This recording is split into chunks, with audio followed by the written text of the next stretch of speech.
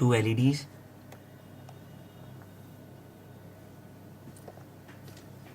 a 10k ohm resistor, a 9-volt battery, a 9-volt battery clip, a switch. You need to solder two wires from the two terminals. We won't be needing the third terminal.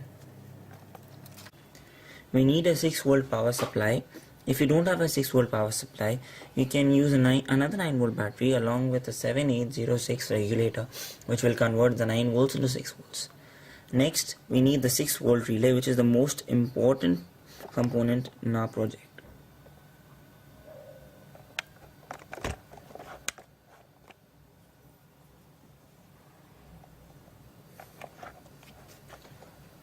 A relay is an electrical device that allows current flowing in one circuit to control the current flowing in another circuit. Relays are often used in situations where a small current flow can turn on a machine that requires a large current flow or high voltage. This makes a system much safer. If only a little voltage is needed to turn the relay on, a switch or button that a human must come in contact with to activate the larger system would present no shock hazard. It would only have to hold on enough current to turn on a relay.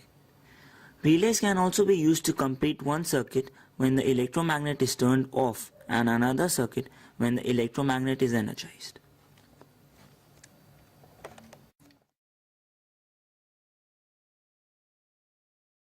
Thus, as you've seen, there are two terminals here. These two are the coil terminals that activate the electromagnet. This is the movable contact, and this one, this is the normally open and this is normally closed. Here I have an instrument. You will not be needing this in the project. I'm just demonstrating. Its bulb lights up when the two terminals connect. So normally open and movable contact, when they come in contact with each other, bulb glows. Whereas when the two normally closed and movable contact, it does not glow.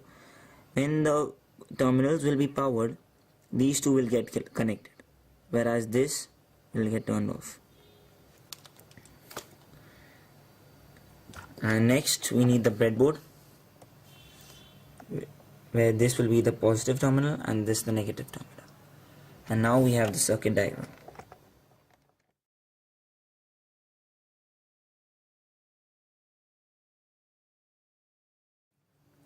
We start by inserting the relay on the breadboard.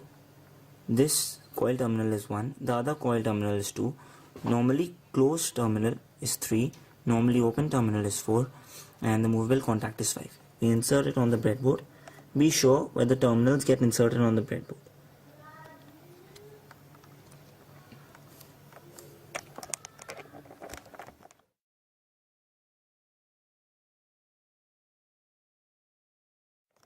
Next, we need to insert the two LEDs on the breadboard.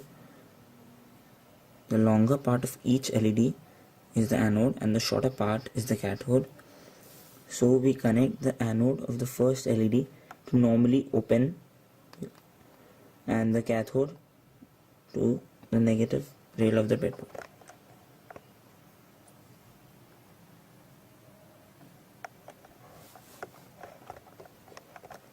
We connect the anode of the second LED to normally closed and the cathode to the negative rail of the breadboard.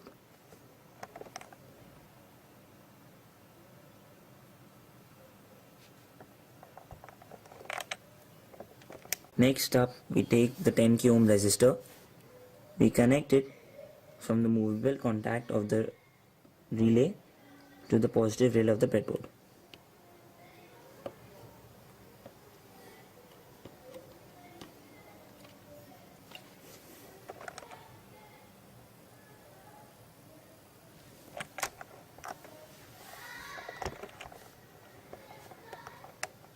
Now we connect the 6-volt power supply.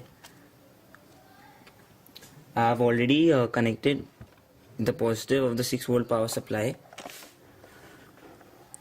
to my positive, and the other part I'll connect it to one of the terminals and the negative of the 6 volt power supply to the other terminal.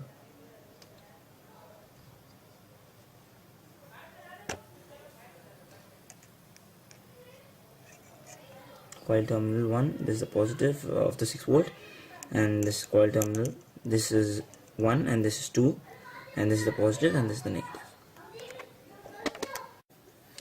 Now we connect the 9 volt battery to the 9 volt battery clip, and we connect the negative terminal of the battery clip to the negative rail of the breadboard and the positive terminal to the positive rail.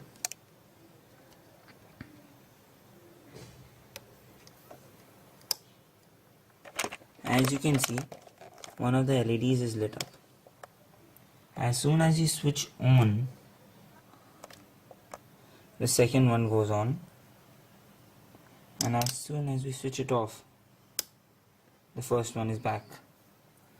So here, when we switch it on, the electromagnet gets started and the second circuit closed. We can assume the bulb 1 to be circuit 1 and the second LED to be circuit 2.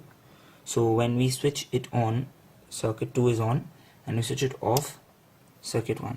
So it's kind of